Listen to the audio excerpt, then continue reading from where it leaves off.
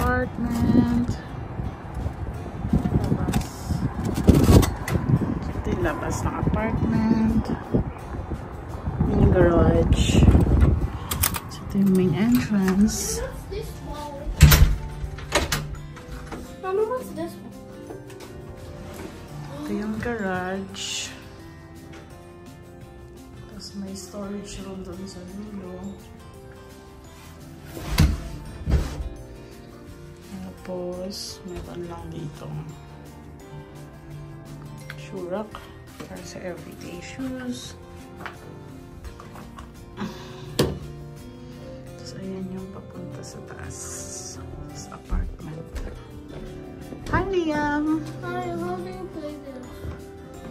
I don't know. Later, I will check.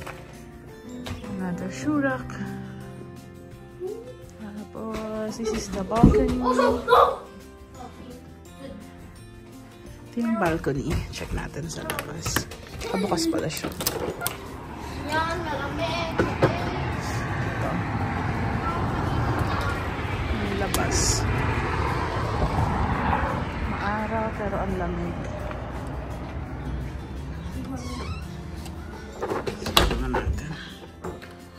Ito naman yung kusina. Medyo magulo. Ayan. Meron lang akong ano dyan. Ito. Air fryer. Lutuan. Ulam. Lechon paksiw. Microwave. Tapos merong rice cooker. Bread toaster. So, dito yung fridge. Tapos dito. A pantry. Ito yung pantry. May ilaw to. Buksan natin. Ayan. Yung pantry. Makita ang mga viewers nyo. Marami namang nailalagay. Ayan. Ayan. Parang pang water dun sa garage. The storage room. Tayo natin. May vacuum lang dyan, tsaka walis. Then, si Liam. Hi. Hi guys. Tignan muna ang kape. Warmer yan. That's a warmer for the cafe. That's for the coffee. Ito, may fruit stand. That's Tapos nabili lang namin sa Walmart. Walmart. Tapos may mga cabinets din dyan. Dishwasher. Tapos ito yung kainan. Kainan ay. Itrata ko to. Tapos yan siya. Ito yung sala. Hindi pa kami nakaka-print ng pictures. Oh, nakalimutan ko ng photo paper. Ayan. Ayan. Tapos ito. Work from home muna ang lola niya. Tapos ito yung sala. Ito yung labas. It is 4:45 na. Maliwalas ngayon sa labas. Pero super lamig. Sobrang liwanag. Pero, sobrang araw, pero super lamig. The Christmas tree, pero hindi pa tapos lagyan ng ornaments. Recliner.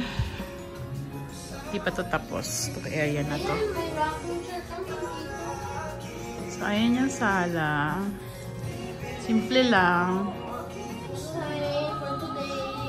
Pakita mo ang kwarto ko. Hindi pa masyado.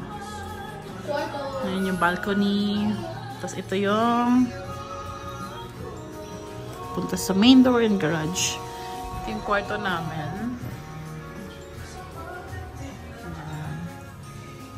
Ayan. Ayan yung CR. Naliligo si Romel. Tapos ito yung closet. Super gulo. Let's see. Magulo. Tada! Super duper gulo. Ayan. Yan yung pinamili naming panlamig at saka uniform. Pumili kami ng bagong scrub suits. Yun lang. Super maluwag din siya. Kasi ito, steamer. Tapos dito nakalagay ang aking mga bags. Yun lang. Medyo ano pa to. Blanco. Yung bed namin. Yan. Tapos ay, sorry naman. Okay, mga anig-anig. Magulo din. Ito yung work bag ko. Kasi ito yung aming may bintana din dyan. Same lang naman ang view. Yan lang. Tapos sa kabila Kwarto ni Liam. Kwarto ni Liam. Lipat nandyan ka. Dito ka. Okay, huwag ka magtapon dyan, ha? Hindi na lang sa kwarto? No. Hindi pwede kumain sa kwarto. Ito kwarto ni Liam na super gulo. Super gulo.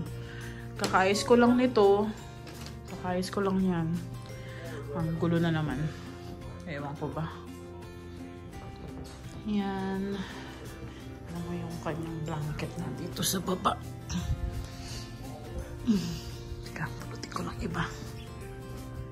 And ito yung homework niya. Gawin namin later. Dito yung picture.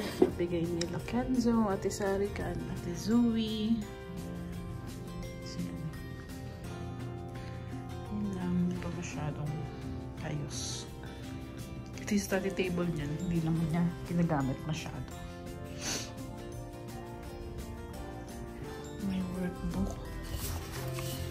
Ito, ang dami naman. Ang dami na kailangan basahin. 8 books. 2 books each weeks. Ito, nabili namin ito sa garage sale. Mura lang. Kami pa nag-assemble. Bagong-bago. Ito din. Sa garage sale. Piso. Piso. $1. Tapos may microscope.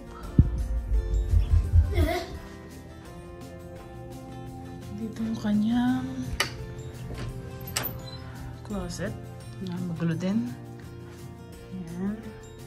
Doon pa ibang damit niya sa room namin. Hindi ko pa naayos. Ayan, yun lang. Tapos meron din siyang drawer. Yung mga toys niya. Aside from this, may toys na nakatago dito. Kasi yung mga stuffed toys. Tapos dito, yung banyo niya, na magulo din, hindi ko pa naayos, hindi ko pa nalilinisan.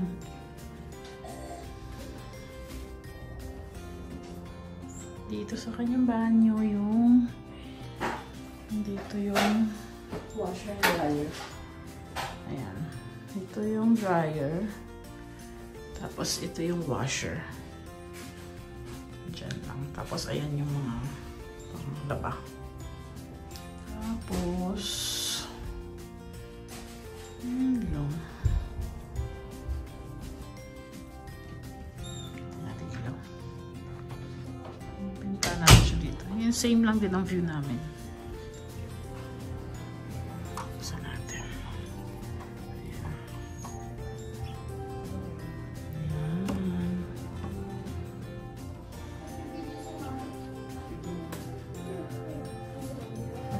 Ayan si Sir.